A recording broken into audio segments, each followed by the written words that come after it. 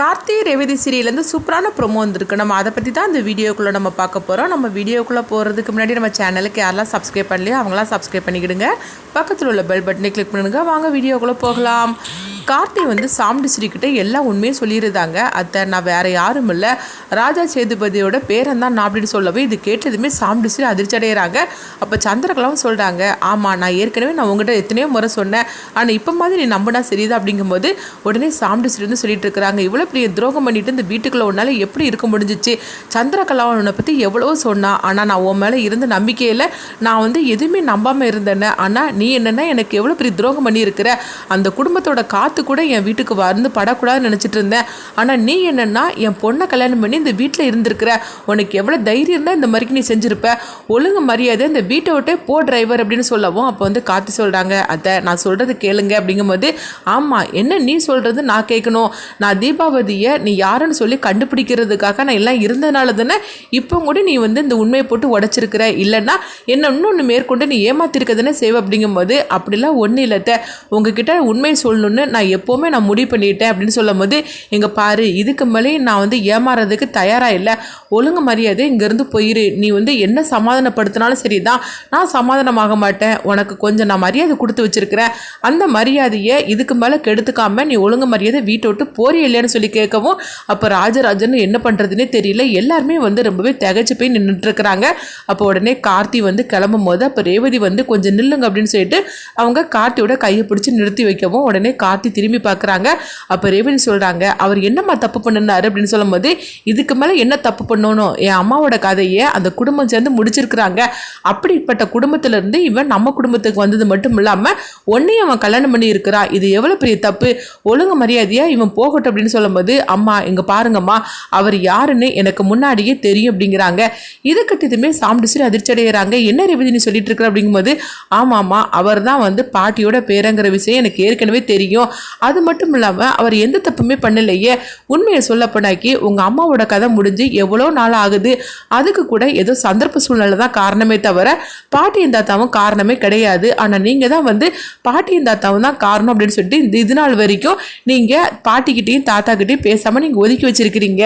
அது மட்டும் இல்லாமல் இவர் என்ன தப்பு பண்ணினாரு, ரெண்டு குடும்பத்தையும் ஒன்று சேர்க்கறதுக்காக தானே அவர் டிரைவர்னு சொல்லிட்டு அவருங்க நடிச்சிருக்கிறாரு, மற்றபடி அவர் எந்த தப்புமே பண்ணலையே அப்படிங்கும்போது, என்ன உன் கழுத்தில் அவன் தாலி கட்டிட்டான்னு சொல்லிட்டு நீ இப்படிலாம் பேசிட்டு இருக்கிறே, என்ன அவனையே நான் தான் உனக்கு கல்யாணம் பண்ணி வச்சேன் அப்படிங்கும்போது, ஆமாம்மா நீங்கள் தான் எனக்கு கல்யாணம் பண்ணி வச்சிங்க, உண்மையிலே சொல்ல போனாக்கி தெரிஞ்சோ தெரியாமலையோ நீங்கள் எனக்கு அவரை கல்யாணம் பண்ணி வச்சிருக்கீங்க, அது எனக்கு ரொம்ப சந்தோஷமான விஷயம்தான். ஆனால் அதுக்காக இப்போ நீங்கள் அவரை வீட்டை விட்டு போக சொன்னால் என்ன மாறுத்தோம், அப்போ என் வாழ்க்கையை பற்றி நீங்கள் கொஞ்சம் கூட நினச்சி பார்க்க மாட்டீங்களா அப்படிங்கவோ, இங்கே பாரு எனக்கு அதை பற்றில எந்த கவலையும் கிடையாது, என் பொண்ணு நீ உனக்கு எப்படிப்பட்ட வாழ்க்கை அமைச்சு கொடுக்கணும்னு எனக்கு நல்லாவே தெரியும், உன்னை எப்படி பார்த்துக்கணும்னு எனக்கு நல்லாவே தெரியும், ஆனால் இவன் இதுக்கு மேலே இந்த வீட்டில் இருக்கக்கூடாது, ஒழுங்கு மரியாதையா அவனை போக சொல்லு அப்படிங்கும்போது, இங்கே பாருங்கம்மா என்னை மன்னிச்சிருங்க, அவர் இந்த வீட்டை விட்டு போனாக்கி அவர் கூட நானும் பேரும் அப்படிங்கும்போது, என்ன நினச்சிட்டு இருக்கிற ரேவதி அப்படிங்கும்போது, நான் தான் உனக்கு அவனை பார்த்தே கல்யாணம் பண்ணி வச்சிருக்கிறேன், இன்னைக்கு என்னன்னா நீ என்ன மிஞ்சி நீ போயிருவே அப்படிங்கும்போது, அம்மா என்னை மன்னிச்சிருங்கம்மா, என்ன இருந்தாலும் சரிதான், அவர் என்னுடைய கணவர் அப்படின்னு சொல்லும்போது, இங்கே பாரு நவீனையும் துர்காவையும் இந்த தப்பு பண்ணினாங்கன்னு சொல்லி தான் நான் அவங்கள வீட்டை விட்டு போக சொல்லியிருக்கிறேன், ஆனால் அதே தப்பு நீங்களும் பண்ணாதீங்க அப்படிங்கும்போது, இங்கே பாருங்கம்மா நீங்கள் அதையும் சேர்த்து போட்டு முடிச்சு போட்டு பேசிட்டு இருக்காதீங்க, என்ன இருந்தாலும் சரி நவீனும் என்ன தப்பும் பண்ணலை, அதே மாதிரி இவரும் எந்த தப்புமே பண்ணலை, நவீன் அவர் துர்காவை காதலிச்சிருக்கிறாரு, அதனால் கல்யாணம் பண்ணிக்கிட்டாங்க, நீங்கள் மட்டும் கொஞ்சம் அமைதியாக இருந்தீங்கன்னா கண்டிப்பாக உங்ககிட்ட உண்மையை சொல்லி அவங்க உங்கள் சம்மதத்தோட கல்யாணம் பண்ணியிருப்பாங்க, ஆனால் நீங்கள் பிடிவாதம் இருந்தனால தான் அவங்க இந்த மாதிரிக்கு ஒரு முடிவு எடுத்துட்டாங்க, அதே போல் தான் இவரும் எந்த தப்புமே பண்ணலை, ரெண்டு குடும்பத்தையும் ஒன்று சேர்க்கறதுக்காக தான் அவர் இந்த வீட்டுக்கு வந்தாரே தவிர மற்றபடி அவர் என்னை கல்யாணம் பண்ணிக்கணும்னு சொல்லி கூட அவர் வரல, உண்மையை சொல்லப்போனால் என்னை கல்யாணமே பண்ணிக்க மாட்டேன்னு தான் சொன்னார், ஆனால் நீங்கள் தான் வற்புறுத்தி எங்கள் ரெண்டு பேருக்கும் கல்யாணம் பண்ணி வச்சிங்க, ஆனால் அதுக்கு பிறகு அவர் என்ன நல்லா தானே வச்சுருக்கிறாரு, அது மட்டுமா அந்த குடும்பத்துக்காக அவர் எவ்வளவோ நல்லது செஞ்சுருக்கிறாரு, அதெல்லாம் நீங்கள் மறந்துட்டீங்களா அப்படிங்கும்போது, இங்கே பாரு எனக்கும் நீ புத்தி சொல்லிட்டு இருக்க வேண்டாம், நான் இப்போ எடுத்திருக்கிற முடிவு தான் சரியான முடிவு, நீ ஒழுங்கு மரியாதை பேசாமல் இருந்திருக்கோ, அவன் பாட்டுக்கு போகட்டும் அப்படிங்கும்போது என்னை மன்னிச்சிருங்க அப்படிங்கும்போது, உடனே சாமுண்டி ஸ்ரீ கொஞ்சம் இருன்னு சொல்லிட்டு அவங்க பார்த்தோம்னா அந்த பொருளை எடுத்துகிட்டு வந்துருந்தாங்க.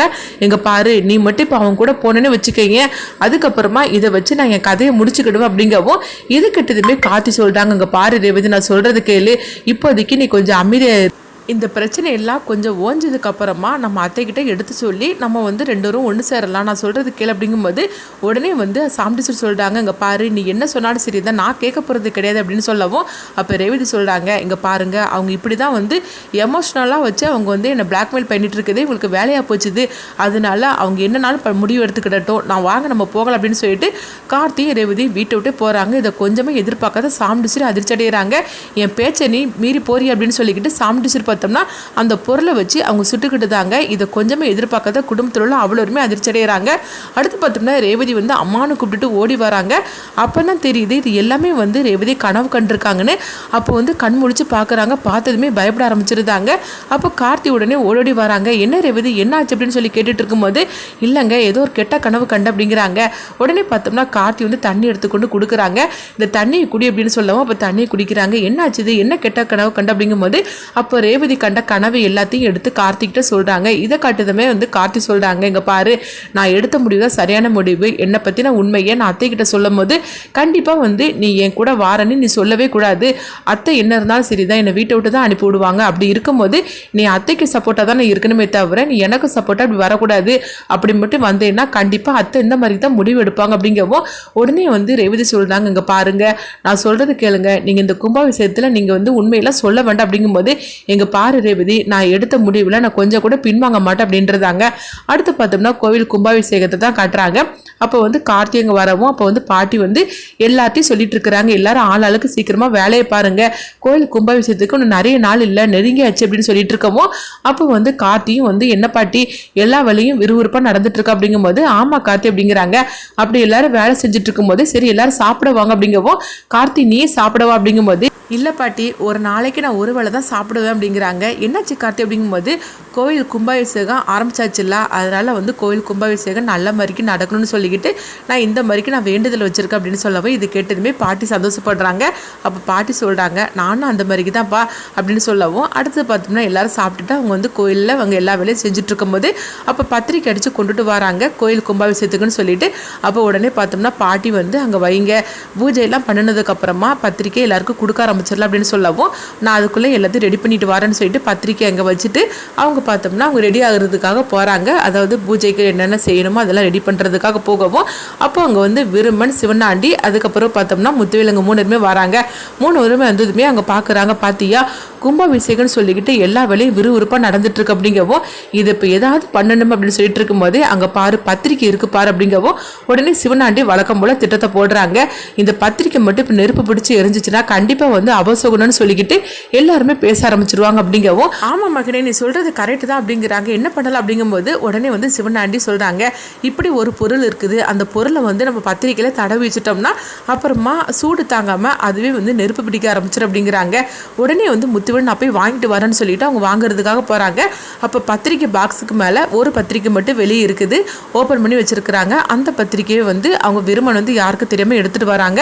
அதே மாதிரிக்கு முத்துவேலும் அந்த பொருளை வாங்கிட்டு வந்ததுமே சிவனாண்டி வந்து அந்த பொருளை அதாவது அந்த பத்திரிக்கையில் வந்து அவங்க தடவி வச்சுருந்தாங்க. அதுக்கப்புறம் பார்த்தோம்னா விருமன் வந்து எதுவுமே நடக்காத மாதிரிக்கு அந்த பத்திரிக்கையை அதிலே கொண்டு வச்சுருந்தாங்க. இங்கே பாரு இன்னும் கொஞ்ச நேரத்தில் என்ன நடக்க போகுது பாரு அப்படிங்கோ முத்துவேல் வந்து சொல்லிட்டு இருக்கிறாங்க. எங்கள் பாரு மகனே கண்டிப்பாக இப்போ நம்ம நினச்சதான் நடக்க போகுது, அந்த பத்திரிக்கை நெருப்பு பிடிச்சி எரிய போகுது அப்படின்னு சொல்லிட்டு இருக்கவும் இப்படி சொல்லி இவங்க சந்தோஷப்பட்டுட்டு இருக்கிறாங்க. அடுத்ததாக பார்த்தோம்னா அவங்க கார்த்தி பாட்டி எல்லாருமே வந்துடுவோம், ஊர்க்காரங்களும் எல்லாருமே வந்துடுறாங்க. அப்போ வந்து வழக்கம் போல் பார்த்தோம்னா கார்த்திக்கு அவங்க வந்து ஏதோ சந்தேகப்படுறாங்க. அப்போ வந்து அந்த அதாவது பத்திரிக்கை மேலே ஏதோ ஒன்று தடவுன மாதிரி இருக்குதோ.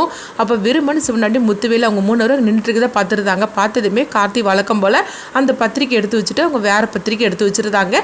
இந்த விஷயம் இவங்களுக்கு தெரியாமல் இவங்களும் அவங்க நின்றுட்டு இருக்கவும் அடுத்ததாக பூஜையெல்லாம் ஆரம்பிக்கிறாங்க. அப்போ இன்னும் கொஞ்ச நேரத்தில் அது எப்படியும் வந்து சூடு தாங்காமல் நெருப்பு பிடிக்க போகுது அப்படின்னு சொல்லிட்டு இவங்க எதிர்பார்த்துட்டு இருக்கிறாங்க. ஆனால் எதுவுமே நடக்காமல் போச்சுது.